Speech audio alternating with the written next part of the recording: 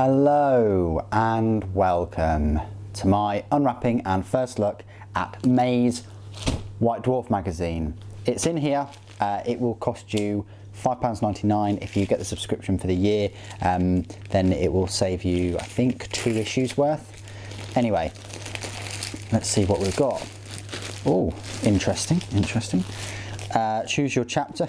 Ultramarines, Space Wolves, Dark Angels, and Blood Angels, I think. So coming soon, Pop, Funko, miniatures. You can't see what's behind this, but it looks like Fire Slayers. And then on the front page, oh, you've got the Inari, not Yernani or Yinari or anything like that. It's Inari, apparently. Anyway, let's unwrap this and have a look. So we've got one of these lovely covers. Oh, can you take this off without ruining anything? Yeah, you can. It's fine. Oh, okay. Well, maybe you can't. Oh God, what have I done?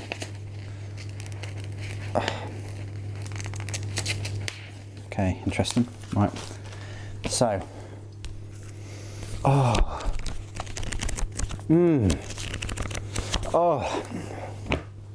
You're in for a treat. There she is. What a lovely pussy. This one. Okay. So this is the magazine, and it says here, meet the White Dwarf team, followers of Inead or Inead. I think it's just Inead. Anyway, May 2019. There you go. What better way to celebrate 20 years of working on this esteemed magazine than to be a guest editor for an issue? There you go. And that's Matt. Matthew Hudson. So you've got contents there. The cover art is by Tony Dew, or Dew, I don't know.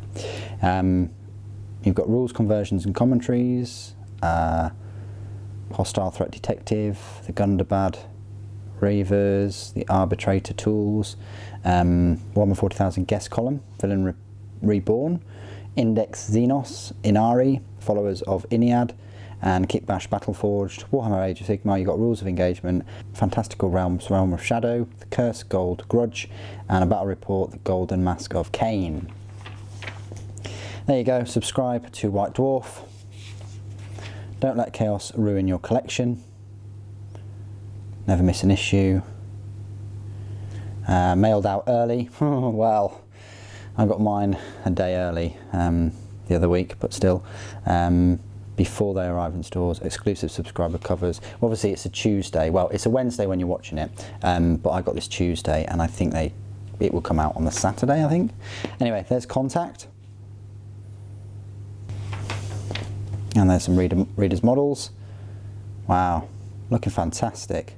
I love that Blood Angels take on that repulsor. Incredible. Worlds of Warhammer.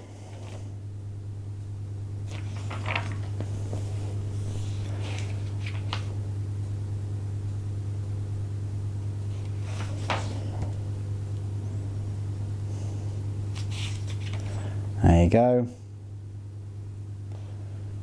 So one of the big pictures of the new Chaos models. There he is up there. Master of Possession, just sleeping about. A Villain Reborn. Talk about designing the new model. So, very interesting. I like that they've done a very good article on Abaddon. All the little details. Build his body first, then add the armour panels. You get a sneak peek of all the little details in there. The Light of Hope.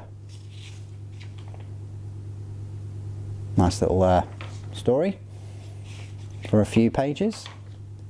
And then Index Xenos. So Index Xenos for Inari. This may well be what you're waiting for. It says by Phil Kelly and James Gallagher.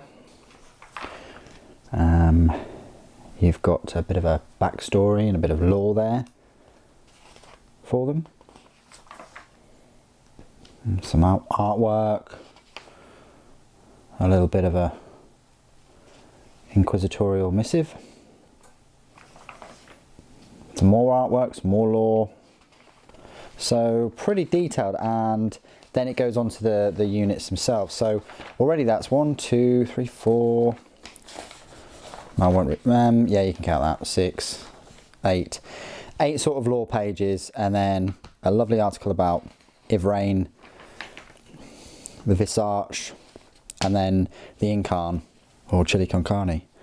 Anyway, that's the avatar of Iniad, and then a timeline, and then the index for Inari. This is my first time of looking at them. It looks like they've got abilities: Allies of the Reborn, Reclaim the Galaxy, and Strength from Death.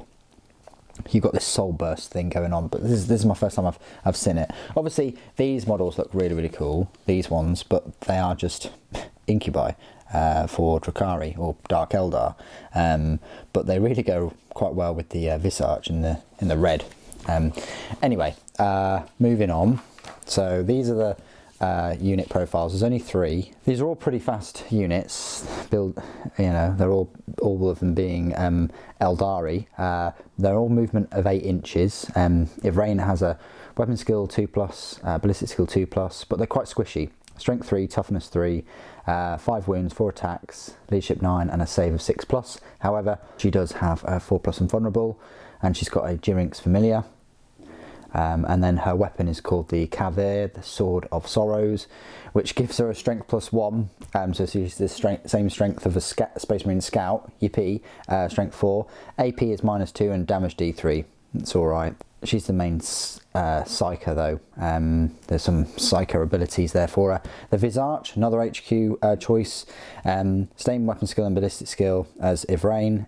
Same strength and toughness, same number of wounds, but he has 5 attacks, same leadership, but a better save, a really nice save of 3+, and he's got the Azuvar, the Sword of Silent Screams, has a 4 shield as well, so that means that he's getting the 4+ and vulnerable. So 3+ normal, 4+ and vulnerable. It's still quite squishy at toughness 3 though, and strength of 3. However, the Sword of Silent Screams gives them a +2 strength, so strength 5, AP -3 and a damage D3, and then it affects their leadership as well. So if Ivrain is power points cost of a 7, or a points cost of 132, the Visage is power points cost of 6, or points cost of 120, and then the Incarn is a power points cost of 17, but a match play points cost of 337, so quite pricey for the Incarn. Same movement, weapon skill and ballistic skill as the other 2, but this time he's not as squishy. He's got a strength of 6, a toughness of 6, 9 wounds, 6 attacks, leadership 9 and save of 3+, but he is or he or she, whatever, is a demonic avatar and has a 4+ invulnerable save and a 3+ normal. It's armed with Vilith Zar, the Sword of Souls, which is strength of the user, which is only 6, but the AP is -4 and damage D6, and you can re-roll wound rolls with the weapon. And again, he's got some other little abilities, such as when slain models within 6 inches of him dies, you got a 50-50 chance of him regaining a lost wound, which is pretty good. But that's the exclusive rules. Then you've got some Inari stratagems, some warlord traits, and the Revenant discipline, relics of Iniad, and tactical objectives.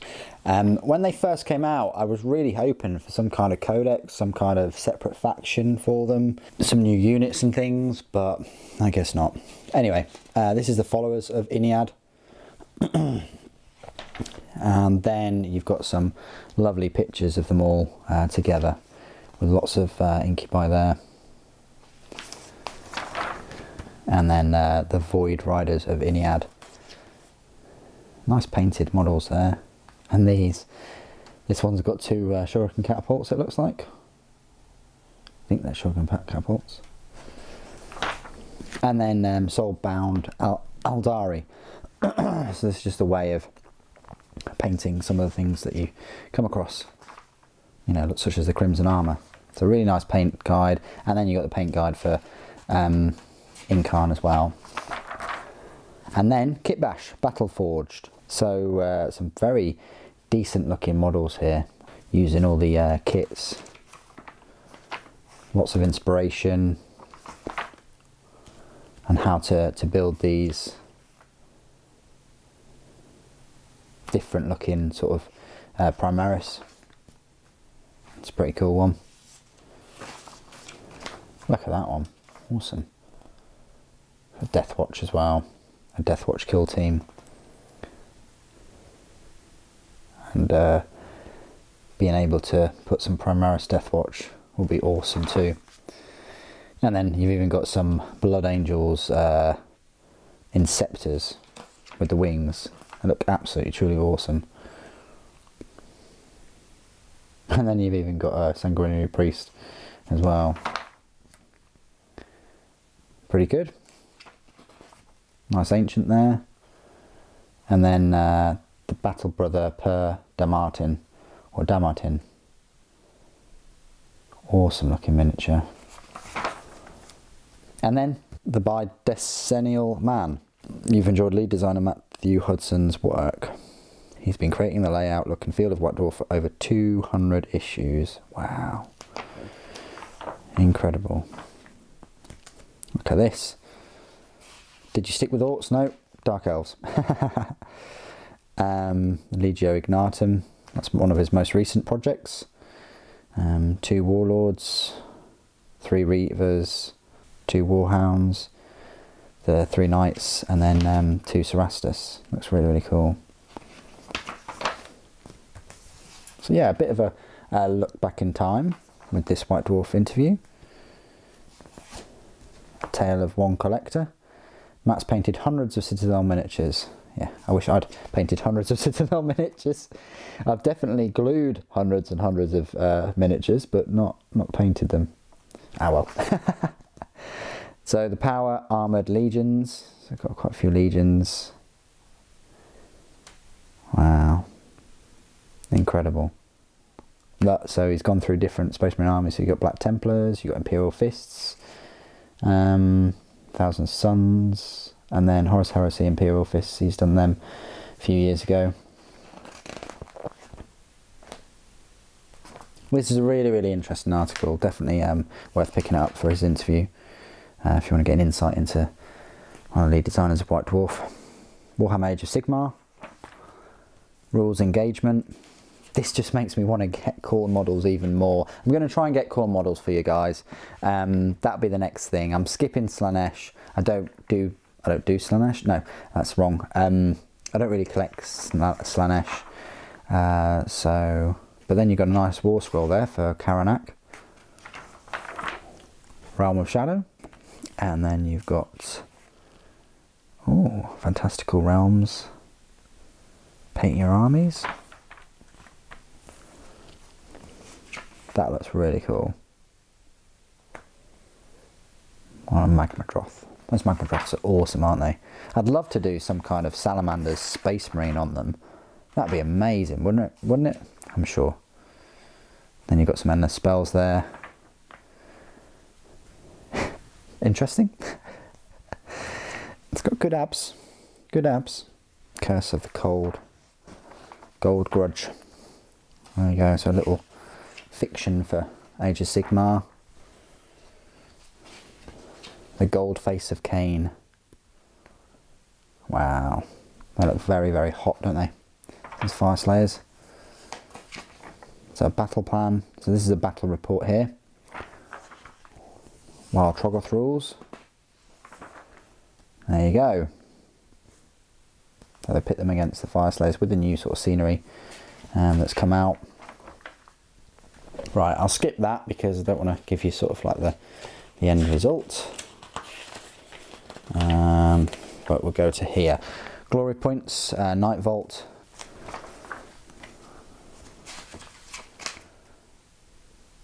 Interesting. Hostile threat detected. So you've got expanded hostile player rules.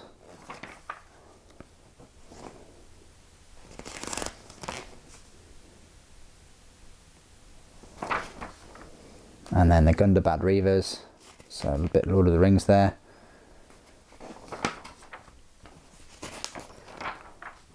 And Perpetual Campaigns. So Arbitrator Tools for Necromunda.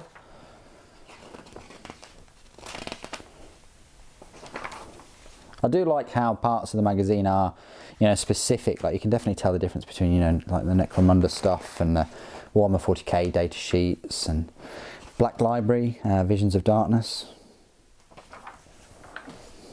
Oh, that's brilliant, that. Oh, Terror, Warlord right at the top there. Just gives you a sense of scale of how big these fortifications are. The Summons of Shadows for Warhammer Horror. So a little bit of a short horror story by David Annandale. And then inside the studio, they're just playing on their phone. They're not. The funny stigma that we always get, you see people on their phone, they're just playing on their phone, but there's so much we do on these little computers nowadays. Gaming within the design studio. So Warhammer Chaos and Conquest. You could have it on Android and iOS.